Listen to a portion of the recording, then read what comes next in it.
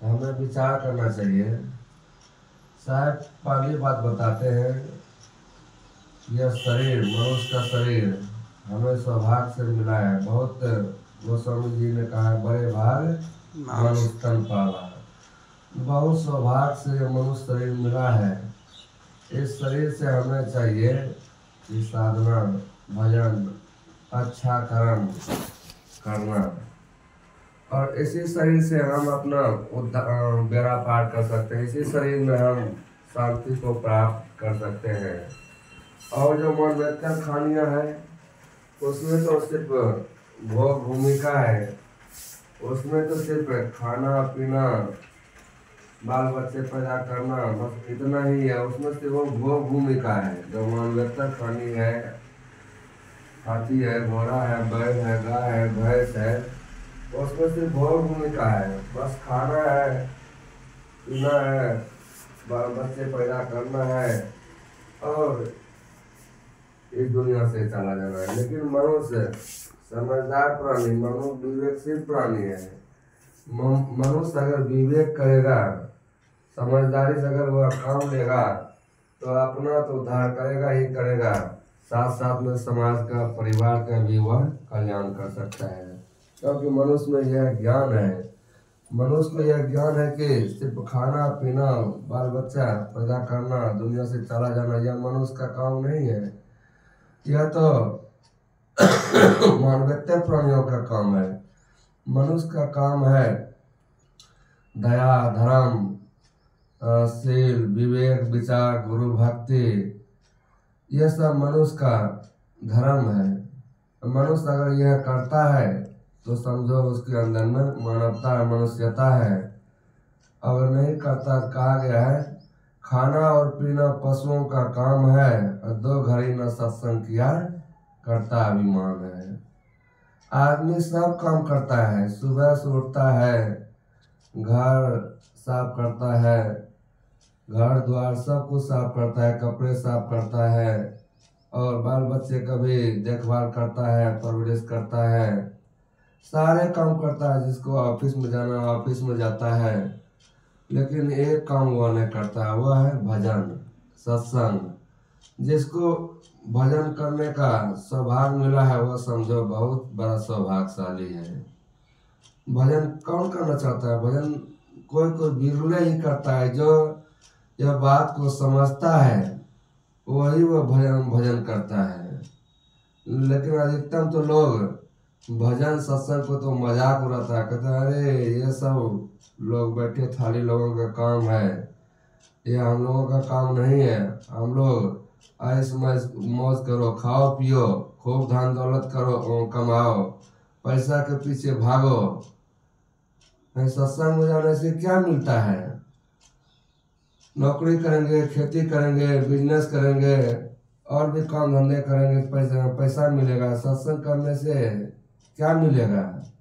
लोग ऐसा बहाना बनाते हैं, परमाणु बम का आविष्कार करो और चीज़ों का आविष्कार करो, वैज्ञानिक की बात करो।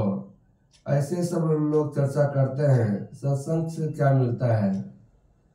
सत्संग से जो हमें सद्ज्ञान मिलता है वह और कहीं नहीं मिल सकता है। कोई भी विद्यालय है, विश्वविद्यालय में, वहाँ सिर्फ भौतिक विद्या का ज्ञान मिलता है, रसायन का, गणित का, फिजिक्स का। और उसमें अगर आप प्रवीण है, उसमें आप अच्छा महारत हासिल किए हैं, तो आप एक अच्छी नौकरी प्राप्त कर सकते हैं और पैसा कमा सकते हैं। लेकिन भौतिक विद्या से, संसार की चीज़ों से हमें मन में शांति नहीं मिलेगी, क्योंकि उसमें सिर्फ सांसारिक चीज़ों से हमें सुविधा मिलती है। उसमें से मन में, उससे जो है मन में शांति नहीं मिलती है। मन में शांति तब मिलती है जब हम संसार के पुराने पदार्थों से अगर हम अपने मन को ऊपर उठा लेते हैं। संसार के पुराने पदार्थों की, धन दौलत, रुपये, पैसे, परिवार, सब की जरूरत है। इसकी जरूरत को नकार नहीं सकता। अगर रुपये, पैसे, धन दौलत नहीं होता तो न घर बनता, न परिवार चलता। इसकी जरूरत है लेकिन आदमी जो है सिर्फ उसी को प्रमुख मान लिया है, दुनिया के चीजों को जो हम छूटने वाली है। किसी के साथ आज तक नहीं गया है। बड़े बड़े राजे महाराजे हुए, खूब धन दौलत रुपये पैसे जमा किए, लेकिन गए तो कुछ साथ नहीं गए। इकट्ठे कर जहाँ सभी मुल्कों के मालिक थे, और सिकंदर जब गया दुनिया से दोनों हाथ खाली थे। बड़े बड़े राजे महाराजे चले गए, लड़ते झगड़ते मारपीट करते, दुनिया की चीज़ों को अपना बनाने की कोशिश किया, लेकिन दुनिया की चीज़ें जहाँ तहाँ रह गई, लेकिन अपना ही दुनिया से चला गया। तो साहब कहते हैं कि यह तन मनुष्य का शरीर बहुत सौभाग्य से मिला है, इससे हमें साधना के लिए, भजन के लिए, ध्यान के लिए समय निकालें। कुछ समय जरूर निकालें, 1 घंटा, आधा घंटा। गुरुदेव जी कहते थे जो नौजवान है उसको 1 घंटा समय निकालना चाहिए अपने लिए, और जो 20-40 साल के हो गए, 40 साल के हो गए, उसको 2 घंटे निकालना चाहिए। जो 60 के हो गए 3 घंटे, जो 60 के पार हो गए हैं, 80 के हो गए हैं, 90 के हो गए हैं, उसको कहते गुरुदेव जी के 4 घंटे उसको समय निकालना चाहिए। क्योंकि सरकार भी उसको 60 साल के बाद रिटायर कर देती है कि आपने बहुत सेवा किया, अब जाओ, अब भगवान का भजन करो, सदगुरु का भजन करो। लेकिन आदमी देखता हूँ कि जो न संतों से जुड़े हैं, न सदग्रंथों का अध्ययन करते हैं, वह रिटायर होने के बाद भी और अधिक मोही हो जाता है। अपने बाल बच्चों से मोह किया ही क्या, जो पोते हैं पोतियां हैं उससे और अधिक मोह बढ़ा लेता है। जैसे होता है ना, जो ब्याज खोर लोग होते हैं, ब्याज लगाते हैं रुपये पैसे का, वो क्या सोचते हैं कि मूलधन जो मूल रुपये है वह बना रहे और ब्याज मिलता रहे, तो ब्याज से उसको ज्यादा मोह होता है। इसी प्रकार जो है आदमी अपने बाल बच्चे से तो मोह किया ही किया, उससे बैर विरोध मोह भी करता है, बैर विरोध भी करता है, लड़ाई झगड़ा भी करता है, और उससे जब मन हटा तब पोते पोतियों से और भी रिश्तेदारी के लोगों से, नाते नातनी से और मोह बढ़ा लेता है, और ज्यादा दुखी होने लगता है। उसको प्रभु का, सदगुरु का भजन सत्संग करना चाहिए, मोह माया से दूर रहना चाहिए। लेकिन ऐसा ना करके और मोह माया बढ़ा लिया, और उसी में जो है अपना जीवन, इतना सुंदर जीवन मिला, और उसी मोह माया में अपने जीवन को बर्बाद कर दिया। गोस्वामी जी ने कहा है, मोह सकल व्याधि कर मूला। ये जो मोह है सभी रोगों का घर है। इसलिए विचार करना चाहिए कि मोह क्यों करें। ये शरीर क्या चीज का बना हुआ है? सिर्फ सुंदर जो चेहरा है, सुंदर जो ऊपर चमड़ी होता है, उसी का मोह होता है। और इसके नीचे इस चमड़ी के नीचे क्या है? खून है, पेशाब है, मवाद है, और ऐसे ऐसे गंदी चीजें भरी हुई है। उससे आप आदमी को प्रेम नहीं होता है। मोह किसका होता है? सिर्फ ऊपर की चमड़ी को देखता है, बस आदमी लोभा जाता है और न करने योग्य काम कर बैठता है। तो हमें मोह नहीं करना चाहिए, हमें अनासक्ति पूर्वक जीवन जीना चाहिए। हमें बैर नहीं करना चाहिए, बैर नहीं बनाना चाहिए, राग द्वेष दुश्मनी किसी से नहीं ठाना चाहिए। हमें चाहिए कि प्रेम से अपना जीवन जिए। प्रेम में स्वर्ग है और अनासक्ति में मोक्ष है। अगर प्रेम से रहते हैं हम परिवार में, घर में, जहाँ भी रहते हैं प्रेम से, तो वह घर स्वर्ग का अनुभूति प्रदान करता है। और जिस घर में प्रेम नहीं है, धन दौलत रुपये पैसे खूब है, लेकिन प्रेम नहीं है, तो वह न सही से जीवन जीता है, न सही से वह एक दूसरे का आदर करता है, मान सम्मान करता है। न बेटा बाप को कुछ समझता है, न पिता बेटे के महत्व को समझता है, और अंड बंड जीवन जी रहा है। न किसी के बड़े छोटे के कुछ मर्यादा, एक समय था, पहले के ज़माने में देखता था कि बड़े भाई अगर आ जाते थे तो छोटे भाई खड़े हो जाते थे, बड़ा बहुत आदर प्रेम देता था। लेकिन आज देखता हूँ न तो छोटे बड़ों का, न बड़े छोटे का। और अभी भी कुछ घरों में है, ऐसे नहीं है, लेकिन आज जो ये देखते हैं, जो फैशन का ज़माना है, कलयुगिक ज़माना है, आधुनिक मोबाइल इंटरनेट का ज़माना है, इसमें तो किसी को कुछ समझता ही नहीं है। बस जैसा मर्जी हो जी रहा है, जी रहा है। यह कोई जीवन नहीं है। तो साहब कहते हैं मनुष्य का शरीर इतना सुंदर शरीर मिला, लेकिन इसमें साधना भजन कल्याण का काम नहीं किया, दान धर्म का काम नहीं किया, तो हमारा जीवन व्यर्थ में चला जाता है। और कितने लोग मनुष्य शरीर पा करके जो कर्म नहीं करना चाहिए वह कर्म कर बैठता है। जैसे चोरी है, हिंसा है, मिलावटबाजी है, अभक्ष्य भोजन, मांस है, मछली है, अंडा है। जो मनुष्य का भोजन नहीं है वह मनुष्य खाना पीना शुरू कर दिया। इसीलिए उसके अंदर में गलत चीज खाओगे, गंदी चीज खाओगे तो उसका ही प्रभाव मानसिकता पर मन पर पड़ता है।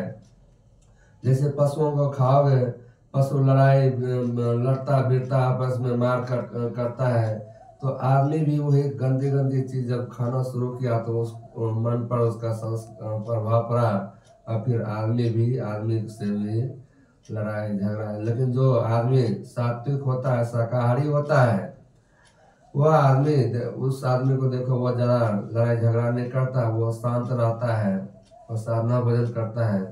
लेकिन देखता हूँ कि जो गंदे गंदे खाते हैं, बकरी मुर्गे सुअर और भेड़ बकरी जो खाता पीता है, उसके मानसिकता बहुत गलत होता है, बहुत गंदे होता है। कब वो किससे लड़ जाए, कब उससे राग द्वेष, कब उसके अंदर क्रोध पैदा हो जाए, कुछ पता नहीं चलता है। इसलिए हमें हमें इतना सुंदर मनुष्य शरीर मिला है, हमें क्या खाना चाहिए, क्या नहीं खाना चाहिए। किसी ने कहा है कि अंकुरज भखे सो मानवा, मांस भखे सो स्वान, अजीब बधे सो काल है सदा नरक भगवान। जो अंकुरज भक्ता है, जो दाल भात रोटी सब्जी दूध दही फल में वे खाता है, वह मनुष्य है। जो मांस का भक्षण करता है वह मनुष्य नहीं है। मांस भक्षे सो स्वान, जो मांस का भक्षण करता है वह आदमी नहीं, वह कुत्ता है, वो पशु है, जानवर है। एक मांसाहारी जानवर है, उसको आप जैसे शेर है, उसको घास दे दीजिए और भी पत्ते उत्ते दे दीजिए खाने के लिए, वो भूखा रह जाएगा। लेकिन वह घास है या शाकाहारी चीजें नहीं खाएगा, क्योंकि उसका स्वभाव ही मांसाहारी है। और एक गाय है, तो गाय के सामने आप मांस रख दीजिए, गाय भूखी भी रह जाएगी, भूखी रह मर जाएगी, लेकिन वह मांस नहीं खाएगा। लेकिन आदमी शाकाहारी होते हुए जियो और जीने दो के नारा लगाते हैं, लेकिन पशुओं को मार कर खाता, तो कहाँ ये नारा सार्थक हुआ है, कहाँ जीवन उतारे। अपना भी जियो और दूसरे को भी जीने दो, है ना। अर्थात जो चींटी से हाथी तक है, जानवर है, पशु है, उसको भी मन वचन कर्म से उसको भी कष्ट नहीं पहुंचाना चाहिए, ये भाव है।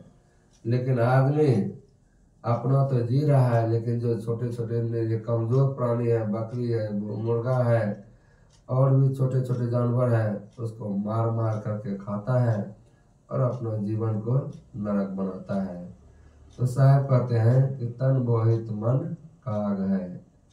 और मनुष्य पाकर के कैसा कैसा कर्म करता है, मिलावटबाजी करता है, बेईमानी करता है, घूसखोरी करता है, करप्शन, वो भ्रष्टाचार करता है। बड़े बड़े नेता को सरकार 5-5, 6-6 लाख 10-10 लाख रुपये देती है वेतन, लेकिन फिर भी घूस ले रहा है, करप्शन कर रहा है, घोटाला कर रहा है। तो फिर वही नेता, फिर वो जब जेल जाता है तब पता उसको चलता है। कितने तो बेशरम नेता होता है, उसको जेल जाओ चाहे कुछ भी करो, उसको कोई फर्क पड़ने वाला नहीं होता है।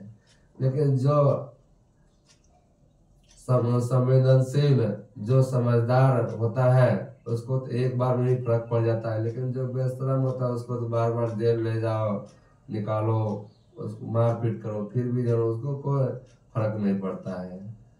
तो सरकार इतने इतने लाखों लाखों रुपया वेतन देती है, फिर भी आदमी है घूसखोरी करता है, करप्शन करता है और समाज के सामान्य लोगों का हक को मारता है, हक छीनता है। इसलिए जो है, जो सामान्य लोग हैं, गरीब लोग हैं, वह आगे नहीं बढ़ पाता है, क्योंकि सरकार तो पैसा देती है गरीबों के लिए, लेकिन बड़े बड़े नेता कहीं पेट इतना बड़ा है उसका पेट नहीं भरता है और सामान्य गरीब जनता के जो है ना उसके अधिकार को, हक को मार के खा जाता है। तो साहब कहते हैं कि मनुष्य इतना सुंदर शरीर मिला और इससे कैसा कैसा कर्म करता है, गलत कर्म कभी नहीं करना चाहिए। तो साहब कहते हैं कि तन बहुत मन काग है और इस शरीर में मन रूपी कौवा बैठा है। जैसे कौवा होता है, सवेरे उठता है, काँव काँव करता है, कर कर की आवाज करता है, तो घर के लोग उसे अपने घर पर बैठने नहीं देते हैं, उसको पत्थर मार करके भगा देता है, कहीं भी उसको आदर नहीं होता है। इसी प्रकार कितने लोग होते हैं, सवेरे उठेंगे, खूब कर कर की आवाज, प्यार से प्रेम से नहीं बोलेंगे। और कभी डांटना भी चाहिए, ये नहीं बात है कि हमेशा प्यार प्रेम की ही बात। कभी बच्चे हैं, छोटे बच्चे हैं, थोड़ा उसको अगर नहीं कहेंगे डांट करके तो वो सुनता नहीं है, वो अलग बात है। लेकिन बात बात में गाली देना, अपशब्द कहना, कौवे की तरह कर करके आवाज निकालना, हमेशा एक दूसरे को परेशान करना, और नीचे दिखाना, यह गलत बात है। प्यार से प्रेम से बोलेंगे तो दुश्मन भी जो है ना वो अपना बन जाता है। और कटु शब्द कहेंगे, अपशब्द कहेंगे, गलत वाणी का प्रयोग करेंगे तो अपना भी पराया हो जाता है। तो साहब कहते हैं कि वाणी का, कर्कश वाणी का त्याग करो। सदगुरु कबीर साहब ने कहा है, घट घट में वही साई बसत है, कटुक वचन मत बोल रे। सबके हृदय में वही प्रभु परमात्मा, चाहे चींटी से लेकर के हाथी तक हो, सबके हृदय में वह जीव, वह आत्मा निवास करता है। इसलिए किसी को मन वचन कर्म से किसी को दुखाना नहीं चाहिए, नहीं चाहिए दिल दुखाना किसी का। सदा न रहा है सदा न रहेगा जमाना किसी का। तो हमें चाहिए किसी का दिल नहीं दुखाना चाहिए।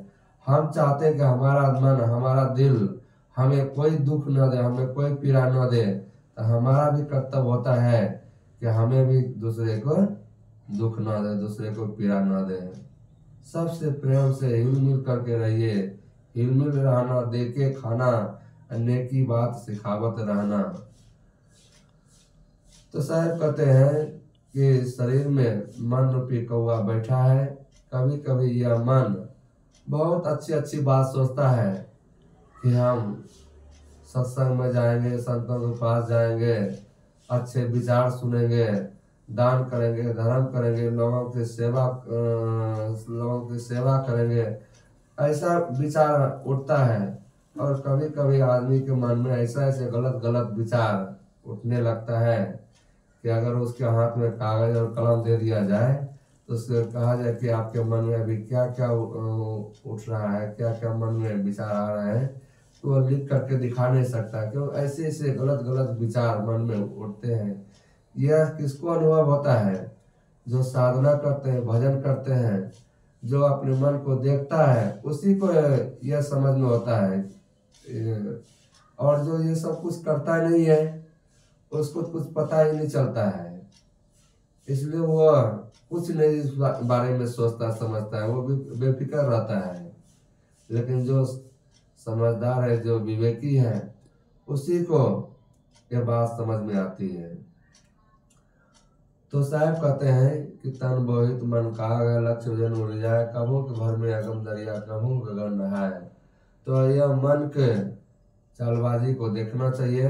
मन हमें कहाँ कहाँ ले जा रहा है, मन हमें क्या करवा रहा है, इस पर हमें विचार करना चाहिए। और मन अगर गलत दिशा में हमें ले जा रहा है, मन अगर हमें गलत काम करवाने की दिशा में ले जा रहा है, तो मन को हमें देखना चाहिए, मन को समझना चाहिए और गलत राह में, गलत दिशा में ना जा करके अच्छी दिशा में चलेंगे और अपना उद्धार करें, अपना कल्याण करें।